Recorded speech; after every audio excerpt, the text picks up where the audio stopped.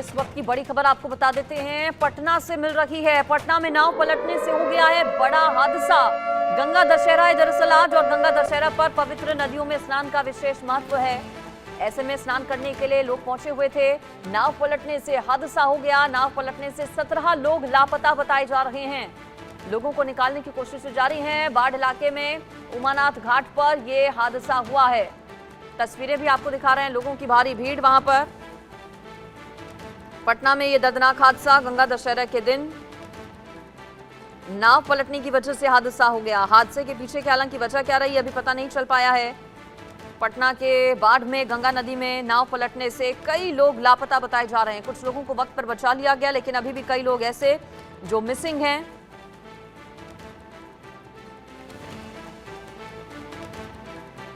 आज दरअसल गंगा दशहरा है और गंगा दशहरा पर गंगा नदी में या किसी अन्य पवित्र नदी में स्नान दान का बहुत ज्यादा महत्व है।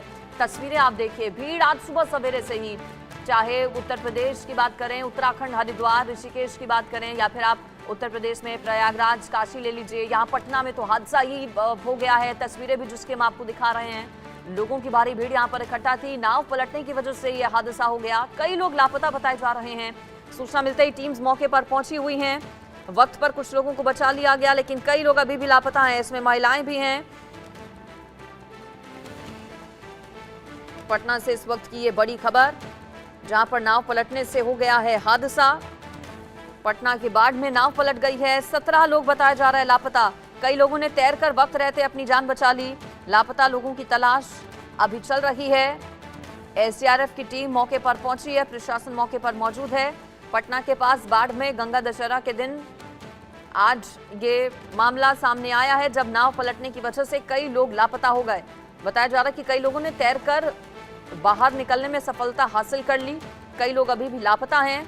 हादसा उमानाथ घाट के पास हुआ है।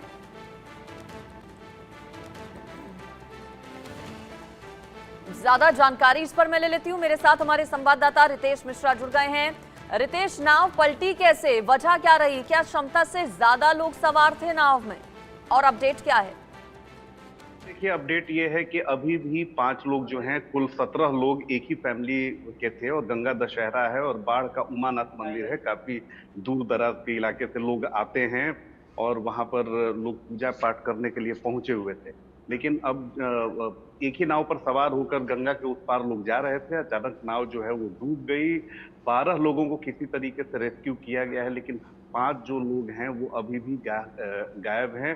और एनडीआरएफ की टीम लगातार सर्च ऑपरेशन चला रही है। जो वरीय अधिकारी हैं वो भी मौके पर कैंप किए हुए हैं। लेकिन अगर बात करें तो प्रशासनिक फेल्योर है, क्योंकि लगातार इस इलाके में देखें तो नावों का, अवैध नावों का परिचालन होता है, धड़ल्ले से किया जाता है। नावें जो हैं वो जर्जर होती हैं, डीजल नावों का परिचालन होता है, और क्षमता से ज्यादा यानी ओवरलोडिंग की जाती है इन नावों पर। तो ये भी एक बड़ा सवाल है, लेकिन अभी रेस्क्यू ऑपरेशन जारी है। अब देखने वाली बात होती है कि कब तक इन लोगों को कुल बचाया कितने लोग रितेश नाव में सवार थे? क्या इनमें महिलाएं भी हैं, बच्चे भी हैं? कितने लोगों के बारे में जानकारी मिल रही है कि मिसिंग है? पूरी एक फैमिली जो है वो नाव पर सवार थी। छोटी सी नाव है, उसमें बच्चे भी थे, महिलाएं भी थी, और 5 लोग अभी लापता हैं। छोटी सी नाव थी, और कहा जा रहा था कि डीजल वाली ये नाव थी, और इसका अवैध परिचालन किया जा रहा था। तो तमाम बिंदुओं पर पुलिस की नजर है, इन्वेस्टिगेशन जारी है। देखने वाली बात होती है कि बाकी लोग कब रेस्क्यू होते हैं और किन पर एक्शन होता है। बिल्कुल, देखिए गंगा दशहरा का मौका है, और ऐसे में भारी भीड़ अलग अलग जगहों पर स्नान करने के लिए, पवित्र नदियों में स्नान करने के लिए लोगों की आज सुबह सवेरे से जुटी हुई है। फेल्योर क्या ये प्रशासन का रहा? क्या पहले से ये नजर नहीं थी, पता नहीं था कि भीड़ कितनी बड़ी संख्या में होगी? और आप बता रहे हैं कि नावों का संचालन भी वहां पर अवैध तरीके से होता है। ऐसे दिनों में तो कम से कम ध्यान दिया जाना चाहिए था, जब पता है कि भीड़ ऑलरेडी बहुत ज्यादा होगी। रितेश, क्या लापरवाही भी इस पूरे मामले में? बिल्कुल, देखिए, सबसे बड़ी बात है कि लापरवाही तो बहुत ज्यादा है जो प्रशासन ने उसकी, क्योंकि जब पता है कि गंगा दशहरा है, लाखों लोगों की भीड़ उमड़ेगी, और वैसे में अगर वहां पर जो अवैध नावें हैं, जो जर्जर नावें हैं, जेनसेट वाली नावें हैं, उनका अगर परिचालन हो रहा है तो जाहिर सी बात है कि सवाल उठेंगे। और ये पहली दफा नहीं है जब इस तरह का कोई हादसा हुआ है। बाढ़ में इस तरह से पहले भी हादसा हुआ है।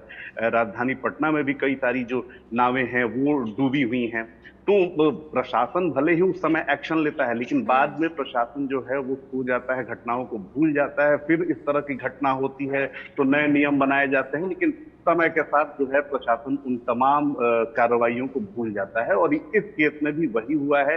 जब आपको पता था कि लाखों की तादाद में लोग वहां पर उमड़ेंगे, भीड़ होगी और नावों का परिचालन हो रहा है, तो फिर जी समय रहते इंतजाम बिल्कुल, क्यों नहीं पटना के किया? बाढ़ इलाके का ये पूरा मामला, नाव पलटने से हादसा, एक ही परिवार के लोग ज्यादातर बताए जा रहे हैं। रितेश बता रहे हैं 5 लोग लापता हैं, कईयों का रेस्क्यू वक्त रहते कर लिया गया। रितेश, आपका शुक्रिया फिलहाल इस पूरी खबर पर जानकारी के लिए।